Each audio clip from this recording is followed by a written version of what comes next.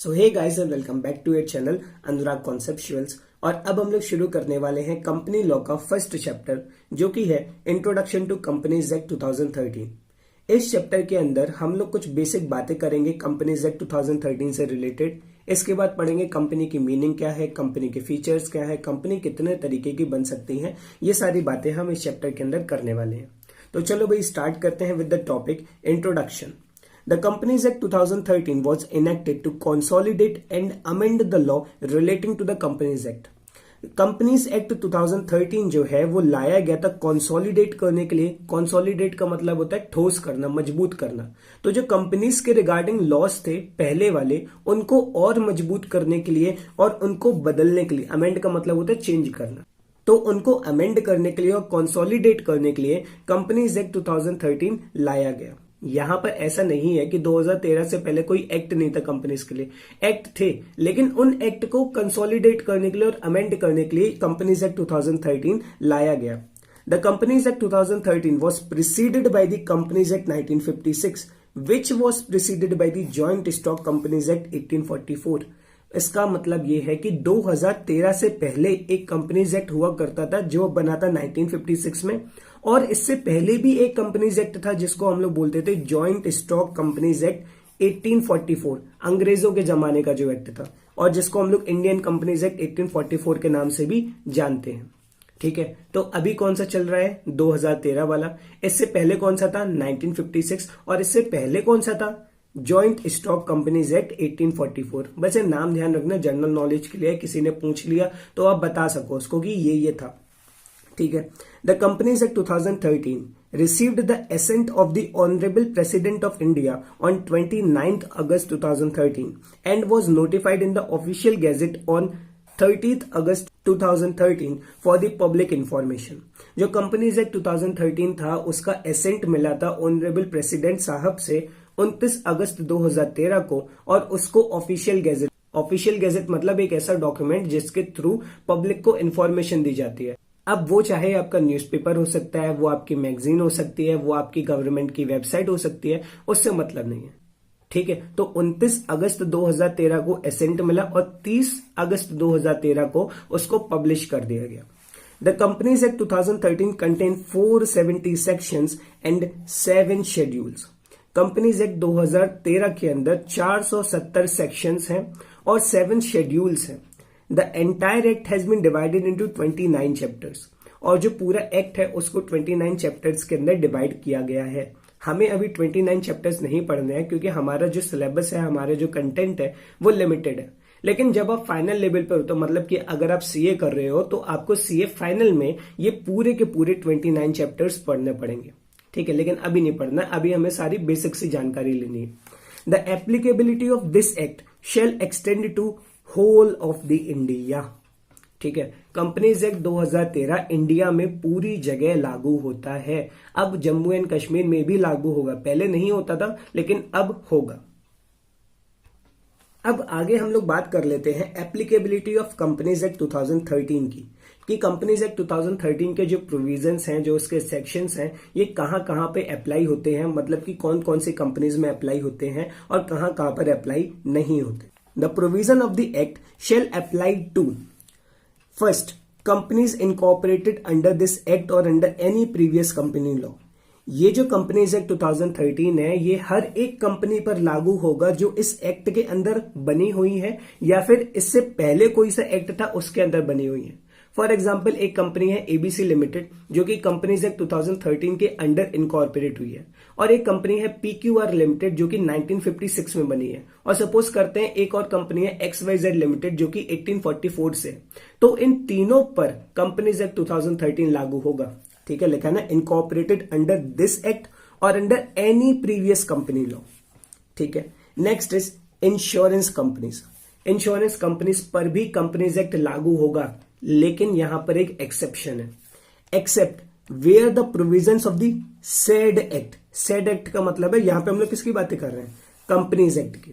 So except where the provisions of the said act are inconsistent with the provisions of the insurance act 1938 और IRDA act 1999। इसका कहने का मतलब है कि कंपनीज एक्ट 2013 के जो प्रोविजंस हैं वो इंश्योरेंस कंपनी पर लागू होंगे, लेकिन अगर कंपनीज एक्ट 2013 में या फिर इंश्योरेंस एक्ट 1938 में कुछ भी डिफरेंस है तो प्रेफरेंस जो है वो इंश्योरेंस एक्ट को दिया जाएगा। सपोज करते हैं कि कंपनीज एक्ट 2013 बोलती है कि इंश्योरेंस कंपनीज को अपनी रिटर्न 30 जून तक फाइल करनी है, लेकिन आईआरडीए एक्ट में या फिर इंश्योरेंस एक्ट में ऐसा लिखा है कि 30 जून नहीं, आपको 31 जुलाई तक फाइल कर सकते हो। तो यहां पर डिफरेंस क्रिएट हुआ। ठीक है, कंपनीज एक्ट कुछ और बोल रहा है, आईआरडीए एक्ट या फिर इंश्योरेंस एक्ट कुछ और बोल रहा है। तो यहां पे जो प्रेफरेंस है वो इन दोनों एक्ट को दिया जाएगा। लगाना इंश्योरेंस कंपनीज, लेकिन कहां काम नहीं करेगा, except where the provisions of the said act, said act का मतलब है कंपनीज एक्ट, आर इनकंसिस्टेंट, वो इससे मिलते जुलते नहीं है, तब ये कॉन्सेप्ट अप्लाई होगा। मतलब कि तब वहां पर इंश्योरेंस एक्ट और आईआरडीए एक्ट को प्रेफरेंस दिया जाएगा। सेम है यहां पर बैंकिंग कंपनीज के साथ। अच्छा, आईआरडीए का मतलब है insurance regulatory development authority act. ठीक है, ये आईआरडीए का ये फुल फॉर्म लिखा है।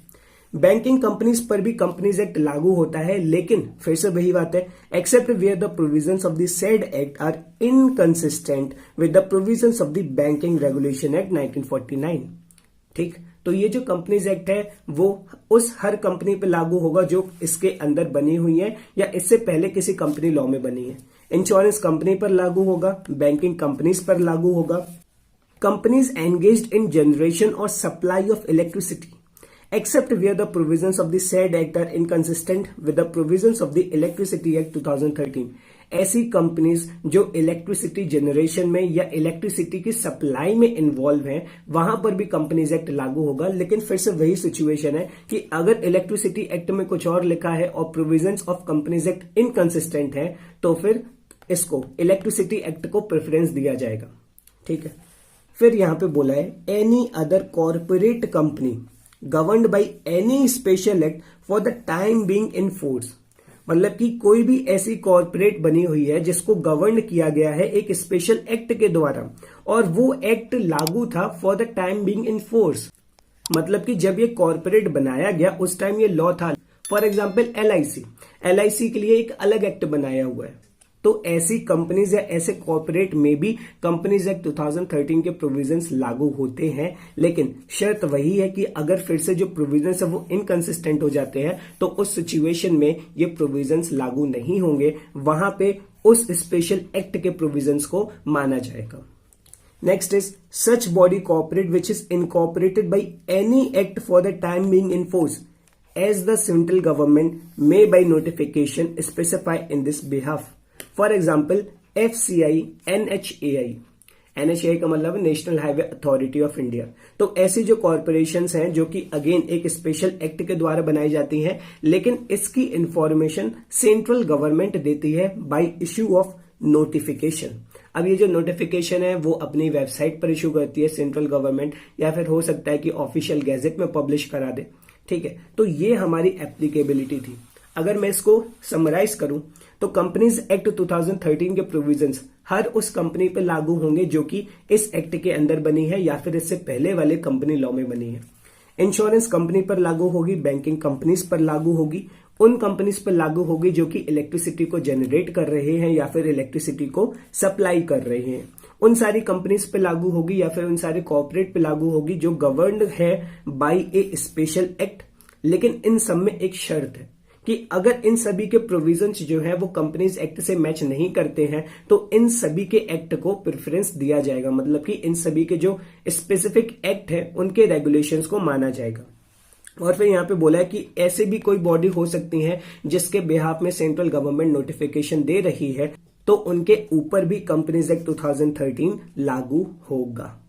ठीक है, तो यहाँ पे एप्लीकेबिलिटी ऑफ कंपनीज एक्ट 2013 खत्म होता है।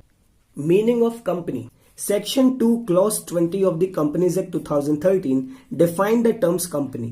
अब इसको रीड कैसे करते हैं? Section 2 Clause 20, Section 2 के अंदर जितने भी पार्ट्स हैं उनको हम लोग क्लॉजेस बोलते हैं, क्योंकि Section 2 किसी भी एक्ट का हो, Section 2 कंपनीज एक्ट हो, Section 2 GST का हो, Section 2 इनकम टैक्स का हो, Section 2 के अंदर सारी की सारी डेफिनेशंस दी जाती हैं और वहां पे सब सेक्शंस का काम नहीं होता है, वहां पे क्लॉजेस होते हैं। ठीक है, तो इसलिए बोला है section 2 clause 20 of the companies act 2013 defines the company. Company means a company incorporated under this act और under any previous company law. Company वो कंपनी है जो कि इस कंपनीज एक्ट में बनी है, मतलब कि 2013 में बनी है, या फिर इससे पहले वाले किसी कंपनी लॉ में बनी हुई है। ठीक है, डेफिनेशन आसान है, अगर इसको याद करना चाहो तो company means a company incorporated under this act और under any previous company law. ठीक है, इसके बाद हम बात करते हैं features of a company. Features of the company है हमारे पास 5: separate legal entity, perpetual succession, limited liability, artificial person and common seal. इनको याद करने के लिए आप ये एक्रोनिम यूज कर सकते हो, SPLAC, स्प्लैक। ठीक है, आप जैसा बोलना चाहो आप वैसे बोल लो। S से सेपरेट लीगल एंटिटी, P से परपेचुअल सक्सेशन, L से लिमिटेड लायबिलिटी, A से आर्टिफिशियल पर्सन एंड C से कॉमन सील। ठीक है, अब इन फीचर्स के अंदर क्या है क्या नहीं है वो हम लोग नेक्स्ट वीडियो के अंदर डिस्कस करेंगे। ये वीडियो काफी ज्यादा वैसी लेंदी हो रही है, तो इस वीडियो को यहीं पे खत्म करते हैं। ठीक है, तो अगर वीडियो अच्छी लगी हो तो वीडियो को लाइक कर देना, दोस्तों के साथ शेयर कर देना अगर और वीडियो जल्दी जल्दी देखना चाहते हो तो, और नए हो तो चैनल पे सब्सक्राइब कर लेना। मैं मिलता हूं आप लोगों से एक नेक्स्ट वीडियो में, तब तक ले bye bye and take care.